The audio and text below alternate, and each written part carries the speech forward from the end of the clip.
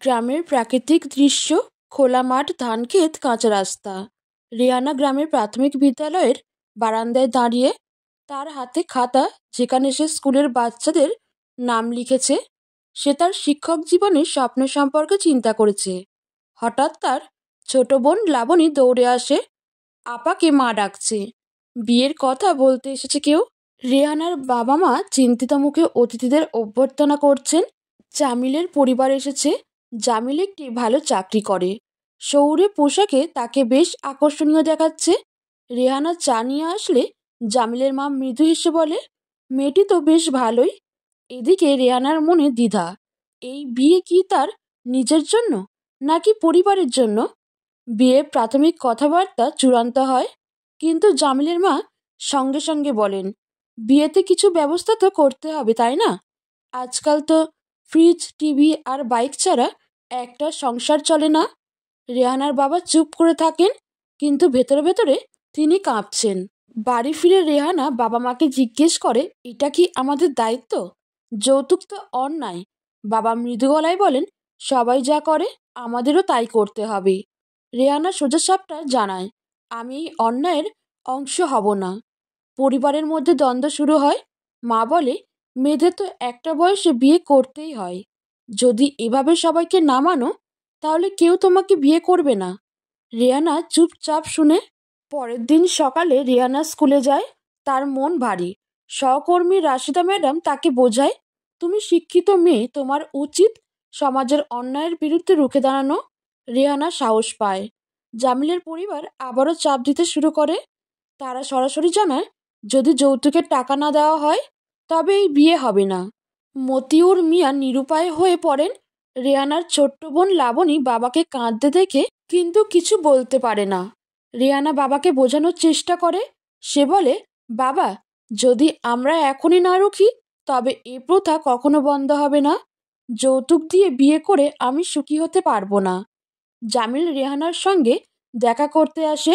সে কৌশলে বোঝায়, আমার পরিবারের দাবি না মানলে আমাদের সম্পর্ক টিকবে না। রেহানা দৃঢ়ভাবে জানায়, এমন সম্পর্ক আমি চাই না যেখানে আমার সম্মান নেই। গ্রামে বিষয়টি জানাজানি হয়ে যায়। লোকজন বলতে থাকে, রেহানা তো অহংকারী। অনেকে সমর্থনও করে। রেহানার সাহসিকতা নিয়ে আলোচনা শুরু হয়। ফজল চাচা রেহানার পরিবারের পাশে দাঁড়ান। তিনি বলেন, এই যৌতুক প্রথা অনেক পরিবারকে ধ্বংস করেছে। রেহানা যে সাহস দেখিয়েছে তা অন্য মেয়ে দেখাতে পারেনি। জামিলের পরিবার রেহানাকে অপমান করে। তারা বলে, যদি বিয়ে না হয় তোমার মেয়ে সারা জীবন বসে থাকবে। মতিউর মিয়া তাদের আর কিছু বলতে পারেন না। রেহানা গ্রামের স্কুলের শিক্ষকতার পাশাপাশি বাড়িতে টিউশন পড়ানো শুরু করে। সে নিজের পায়ে দাঁড়ানোর পরিকল্পনা করে। ফজল চাচার উদ্যোগে একটি যৌতুক বিরোধী সভা অনুষ্ঠিত হয়। সেখানে রেহা নিজেদের অভিজ্ঞতার কথা বলে। তার কথা সবাইকে প্রভাবিত করে। রেহানার বাবা মা ধীরে ধীরে তার সাহসিকতার মূল্য বুঝতে শুরু করেন। মতিউর মিয়া একদিন তাকে বলেন, তুমি সত্যি আমার গর্ব। জামিল রেহানার সাহসিকতা দেখে লজ্জিত হয়। সে রেহানার কাছে ক্ষমা চাইতে আসে। রেহানা জামিলকে জানায়, যদি আমাদের সম্পর্ক গড়ে উঠতে হয় তবে তার সম্মানের ভিত্তিতে হবে। জামিল তার পরিবারকে বোঝানোর চেষ্টা করে। গ্রামে আরও মেয়ে তাদের পরিবার যৌতুক বিরোধী আন্দোলনে অংশ নেয়। সবাই মিলে একটি প্রচারণা শুরু করে। রেহানা তার চাকরি থেকে পাওয়া আয় দিয়ে ছোট বোনের পড়াশোনার খরচ চালায়। সে প্রমাণ করে একজন মেয়ে নিজের পায়ে দাঁড়াতে পারে।